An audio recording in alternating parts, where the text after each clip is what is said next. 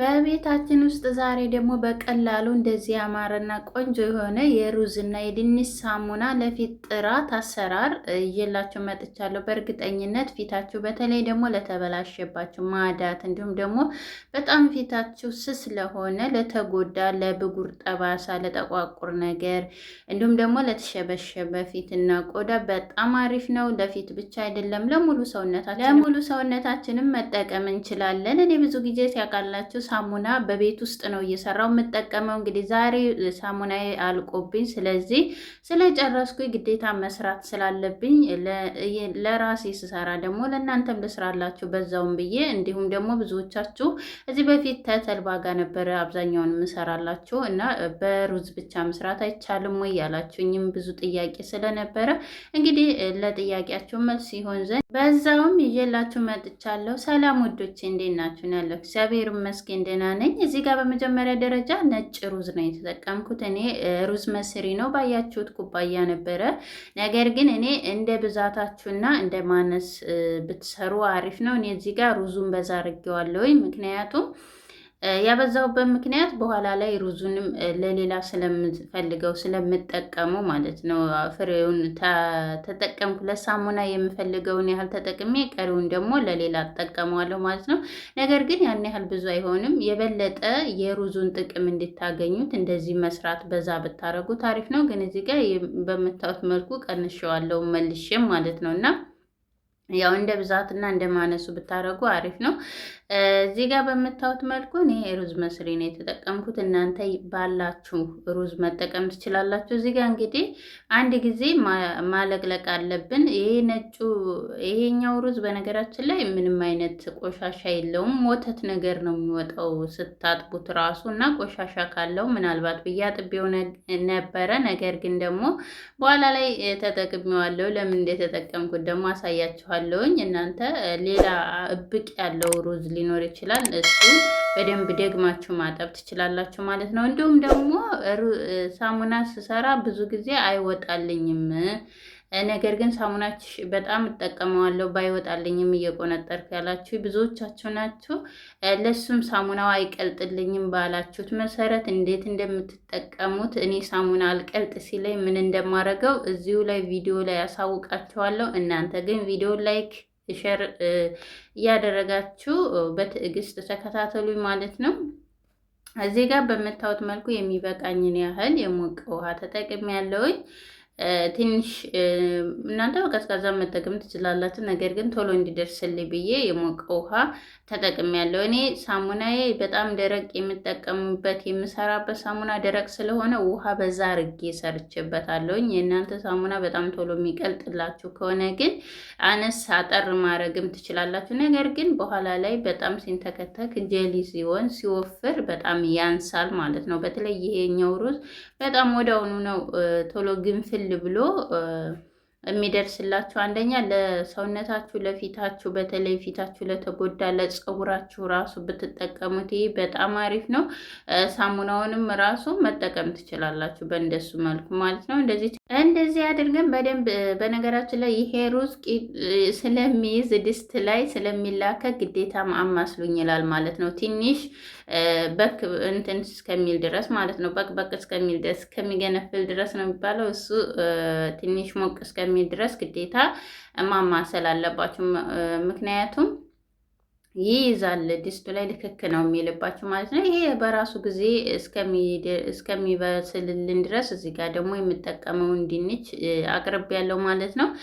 ድንቹን በመጀመሪያ የምጠቀመውን ሳሙና ፈቀፍቃለሁ በመጀመሪያ ማለት ነው። ምክንያቱም የምፈቀፍቅበት እቃው ውሃ ብቻ እንዳይሆንብኝ። ስለዚህ በመጀመሪያ የምንጠቀመውን ሳሙና እዚህ ጋር ነው ሁልጊዜም የምጠቀመው የግሪሲኒ ሳሙና ነው። እንግዲህ የግሪሲኒ ሳሙና ነው እስካሁን ድረስ ለፊት የተስማማ የሆነውም፣ ግን ለብቻው ስጠቀመው ስለማይስማማኝ ሁልጊዜም ቢሆን የፊቴ ሳሙና ሲያልቅብኝ ምንድነው የማደርገው እንደዚህ እየቀላቀልኩኝ እሰራለሁ በብዙ መልኩ ማለት ነው።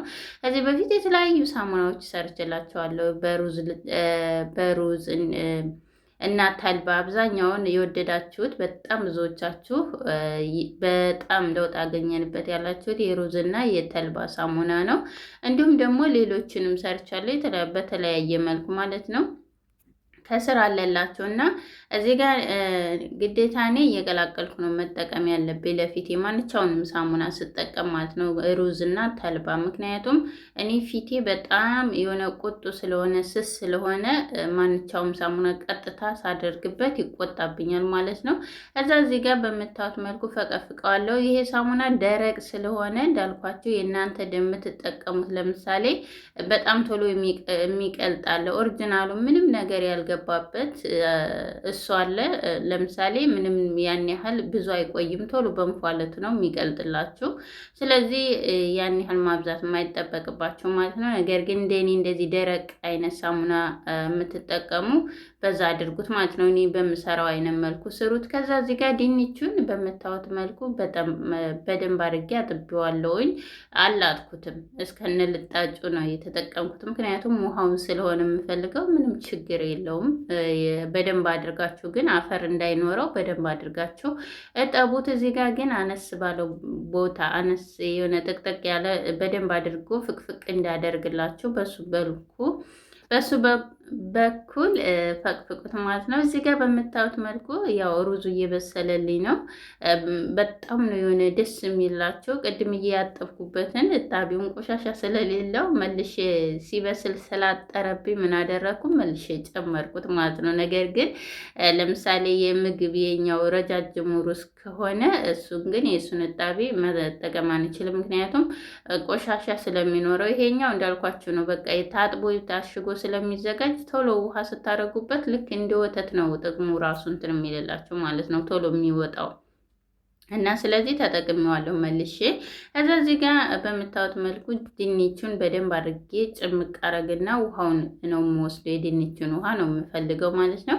ከዛ በኋላ እዚህ ጋር ቅድም የፈቀፈቅነው ሳሙና ላይ ይሄን ሩዙን እንገለብጣለን፣ ትኩሱን ወዳውኑ ማለት ነው፣ ቶሎ እንዲያቀልጥልን ሳሙናችንን። ከዛ በምታዩት መልኩ እንደዚህ አሁን ለምሳሌ ቶሎ የሚቀልጥ ሳሙና ካላችሁ እንደዚህ ስታደርጉበት ወዳውኑ ነው የሚቀልጠው። ነገር ግን ይሄ እኔ ቶሎ ስለማይቀልጥልኝ ምን እንደምጠቀም ደግሞ በዛው ማሳያችኋለሁ። እዚህ ጋር የፈቀፈቅነውን የድንቹን ውሃ ጨመርን። ሁሉንም በአንድ ላይ ታዋሃድኳቸው በኋላ እዚህ ጋር እንዳልኳችሁ ጊዜያችሁን እንዳይፈጅባችሁ በቶሎ ጊዜ እንዲቆጥብላችሁ በእንደዚህ ያድርጋችሁ ፍጭት አድርጉት ማለት ነው በማሽን። ነገር ግን በማሽን እንደፈጫችሁት እቃ ላይ እንዳታደርጉ፣ ምክንያቱም አረፋ ስለሚሆን እንደ ክሬም ግዴታ እሳት ላይ መጣድ አለባችሁ። ትንሽ የተወሰነ ቢያንስ ለ5 ደቂቃ ያህል እሳት ላይ ማዋሃድ አለባችሁ።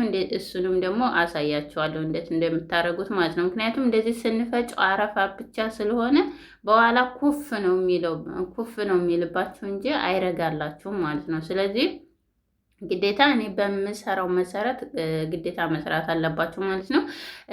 ለምን እንፈጨዋለን እሳት ላይ መጣዳችን ታልቀረ ካላችሁ እንደዚህ ሳሙናው እንዳልኳችሁ ሳሙናችሁ ደረቅ ከሆነ ግዴታ እንደዚህ ብትፈጩት አሪፍ ነው፣ ጊዜ ይቆጥብላችኋል። ቢያንስ አሁን ይህንን ለማቅለጥ ቢያንስ 15 ደቂቃ ምናምን የሚፈጅባችሁን በቃ በ5 ደቂቃ ትጨርሳላችሁ ማለት ነው።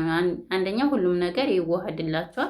ከዛ በኋላ ለተወሰነ ደቂቃ በምታዩት መልኩ ድስት ላይ ውሃ አድርግ ያለው ከስር፣ ከላይ ደግሞ በምታዩት መልኩ በደንብ አድርጎ በራሱ ጊዜ ይጣበቃል።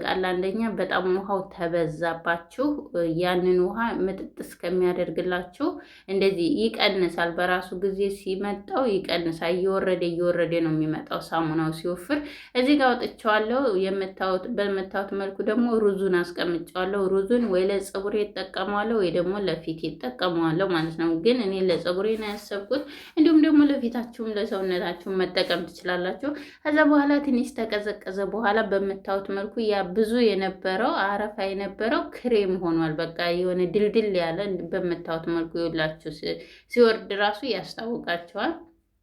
ከዛ እንደዚህ ከሆነ በኋላ በምታዩት መልኩ እናንተ በምትሰሩበት በምትጠቀሙበት መስሪያ ማንኛውም ነገር መስራት ትችላላችሁ። መስሪያ የሌላችሁ በእንደዚህ አይነት መልኩ ማለት ነው። እኔ መስሪያው አለኝ። ነገር ግን እናንተ ለምሳሌ መስሪያ የለንም ብላችሁ